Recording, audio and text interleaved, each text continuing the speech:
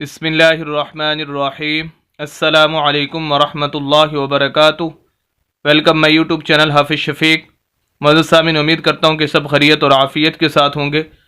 الحمدللہ سورۃ التکویر، اس کا پارٹ 17 جو کہ آخری پارٹ ہے، جس کے اندر اس سورہ مبارکہ کی آخری آیت نمبر 29 پڑھنے جا رہے ہیں۔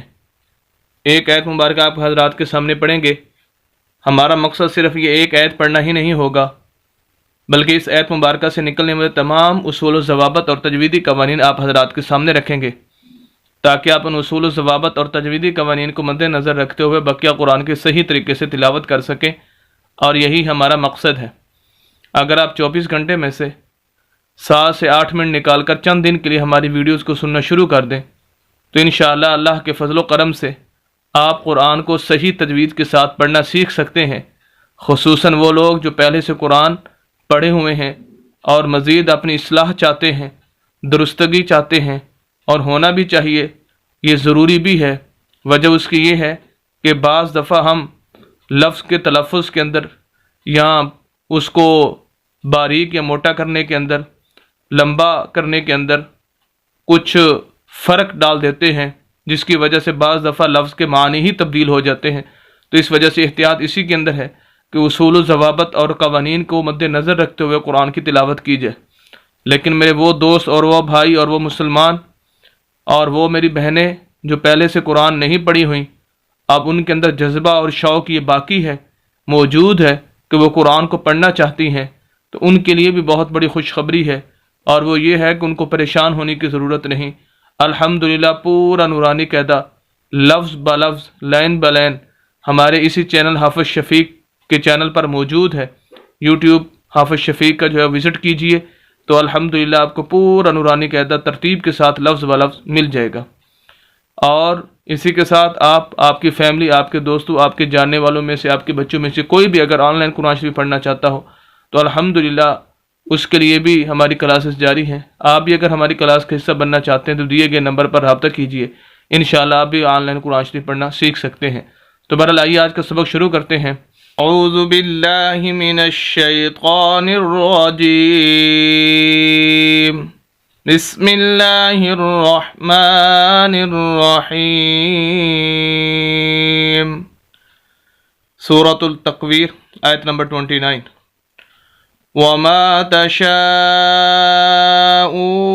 إِلَّا أَن يَشَاءَ اللَّهُ رَبُّ الْعَالَمِينَ۔ پہلا لفظ یہاں پر ہے وما، واو پر زبر ہے اور میم پر بھی زبر ہے۔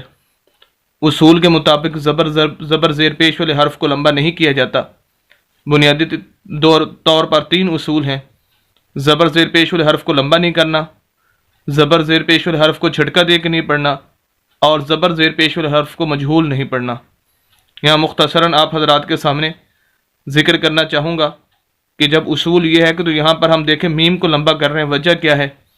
تو یہ اصول ذہن میں رکھ لیں۔ پورے قرآن کے اندر جہاں بھی زبر زیر پیش کے بعد حروف مدہ جو کہ الف، واو اور یا ہیں، ان 3 میں سے کوئی حرف آ جائے تو وہاں پر زبر زیر پیش والے حرف کو لمبا کرنا ضروری ہوتا ہے۔ اگر یہ نہ ہو تو پھر زبر زیر پیش والے حرف کو لمبا کرنا ضروری نہیں ہوتا، بلکہ نہیں کرنا چاہیے، اور حروف مدہ آنے کی صورت میں لمبا کرنا ضروری ہوتا ہے۔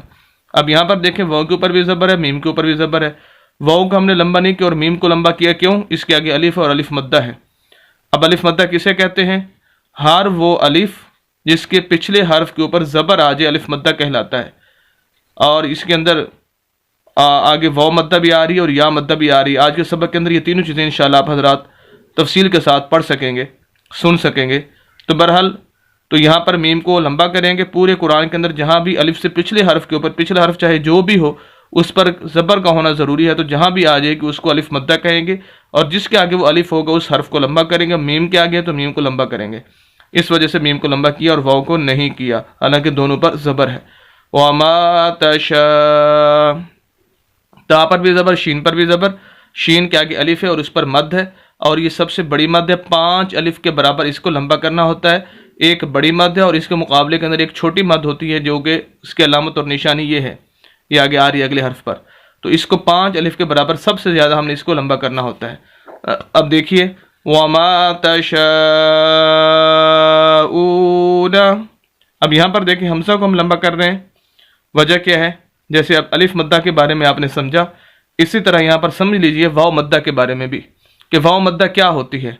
تو دیکھیں ہر وہ واو ساکن، یہ سکون کی علامت ہے، جزم کی علامت ہے، حمزہ کو واو کے ساتھ ملائیں گے کیونکہ یہ ساکن ہے حرف، اور اس کا دوسرا نام جزم بھی ہے۔ جس حرف کے اوپر جزم اور سکون آ جائے وہ حرف خود بخود نہیں پڑھا جاتا جب تک کہ پچھلے حرف کو اس حرف کے ساتھ اٹیچ نہ کیا جائے۔ اس وجہ سے حمزہ کو واو کے ساتھ اور حمزہ کو لمبا کریں گے کیونکہ یہ واو مدہ ہے۔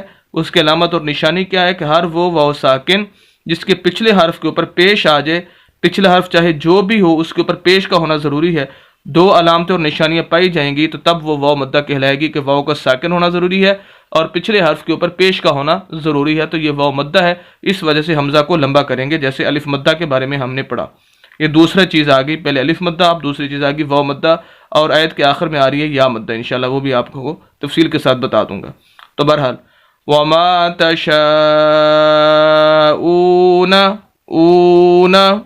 إِلَّا، حمزہ کو لام کے ساتھ ملائیں گے، وجہ اس کی ہے کہ لام کے اوپر شد ہے، یہ 3 ڈھونڈنے والی سے شد بولتے ہیں، جس حرف کے اوپر یہ علامت آ جائے اسے مشدد حرف بولتے ہیں۔ اب لام کے اوپر ہے تو ہم کہیں گے لام مشدد ہے۔ 2 اصول سمجھ لیجئے پورے قرآن کے اندر جہاں بھی مشدد حرف آ جائے۔ اصول نمبر 1 تو یہ ہے کہ مشدد حرف کو ہمیشہ 2 مرتبہ پڑھا جاتا ہے، ایک مرتبہ پچھلے حرف کے ساتھ اٹیچ کر کے اور دوسری مرتبہ مشدد حرف کے اوپر یا نیچے کوئی نہ کوئی حرکت ضرور موجود ہوتی ہے اس کے ساتھ۔ اب دیکھیں حمزہ زیر، اس کو حمزہ پڑھیں گے، الف نہیں پڑھیں گے، اس کو بھی حمزہ پڑھتے ہیں اور اس کو بھی حمزہ پڑھیں گے۔ الف تو وہ ہوتا ہے جو ہر حرکت سے خالی ہو، جیسے یہ دیکھیں یہ والا ہے، اب یہ الف ہے، لیکن جیسے اوپر نیچے کوئی حرکت آ جائے پھر وہ الف نہیں ہوتا بلکہ حمزہ بن جاتا ہے۔ تو اب یعنی حرکت کس کے کہتے ہیں؟ زبر زیر پیش 2، زبر 2 زیر 2 پیش، ساکن، شد وغیرہ کچھ بھی اوپر نیچے آ جائے پھر وہ حمزہ کہلائے گا، الف نہیں کہلائے گا۔ اب یہ حمزہ ہے، اس کو ملائیں گے لام کے ساتھ کیونکہ مشدد ہے۔ پہلے اصول کے مطابق لام کو 2 مرتبہ پڑھنا ہے، حمزہ زیر لام لام 1 مرتبہ پڑھا گیا، پھر لام زبر لا الا۔ دوسرا اصول کہ مشدد حرف کو ہمیشہ سخت کر کے ہلکی سی آواز کو رو کر لفظ کے اوپر زور دے کر پڑھنا ہوتا ہے، اور اس کے آگے الف ہے اور الف پر مد ہے، یہ چھوٹی مد ہے، بڑی مد کی بنسبت اس کو کم کھینچنا ہے، تو اس وجہ سے ہم اس کو پڑھیں گے الا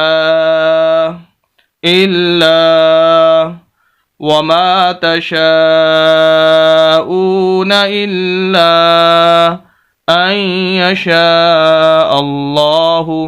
دیکھیں حمزہ کو بجائے نون کے ساتھ ملانے کے باوجود اس کے کہ نون ساکن ہے، لیکن بجائے اس کے ساتھ ملانے کے یا کے ساتھ ملائیں گے، یا مشدد ہے۔ اب دیکھیں یہ اصول ذہن میں رکھ لیں، سمپل سی بات میں آپ کو بتانے لگا ہوں، اس کی اگرچہ ایک قاعدہ کلیہ ہے لیکن آپ حضرات کے لیے سمپل سی بات یہ ہے کہ آپ ذہن میں رکھیں کہ اگر پہلا حرف ساکن اور دوسرا مشدد آ جائے، ساکن حرف کو چھوڑ دیتے اور مشدد حرف کو پڑھتے ہیں، بس یہ آپ ذہن میں رکھ لیں کہ جہاں ساکن پہلا حرف ساکن ہو چاہے جو بھی ہو، دوسرا حرف مشدد ہو چاہے جو بھی ہو، تو ساکن حرف کو چھوڑ دیتے ہیں اور مشدد حرف کو پڑھتے ہیں۔ تو یہاں پر حمزہ کو ہم یا کے ساتھ ملائیں گے، این حمزہ زبر یا، این یا زبر یا، مشدد حرف ہے۔ 2 اصول جو ہیں وہ موجود ہوں گے یہاں پر جو پیچھے بتا چکا ہوں شد کے، کہ یا کو 2 مرتبہ پڑھیں گے، سخت کر کے پڑھیں گے، اور دوسرے یہ کہ یہاں پر ہم غنہ بھی کریں گے۔ این غنہ کہتے ہیں کہ اس حرف کی آواز کو ناک کے اندر لے کر جانا۔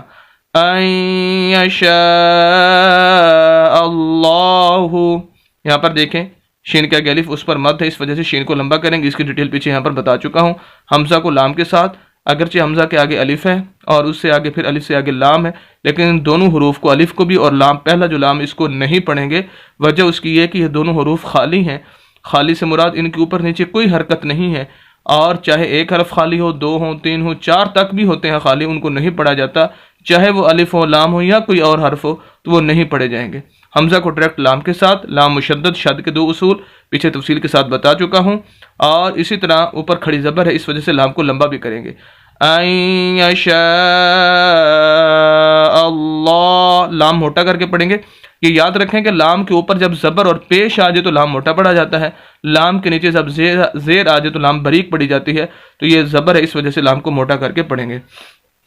اللہ رب را کو با کے ساتھ، با کو پر شد ہے، 2 اصول، 2 مرتبہ با پڑھی جائے گی، سخت کر کے پڑھیں گے، اور با کو پھر آگے لام کے ساتھ ملائیں گے۔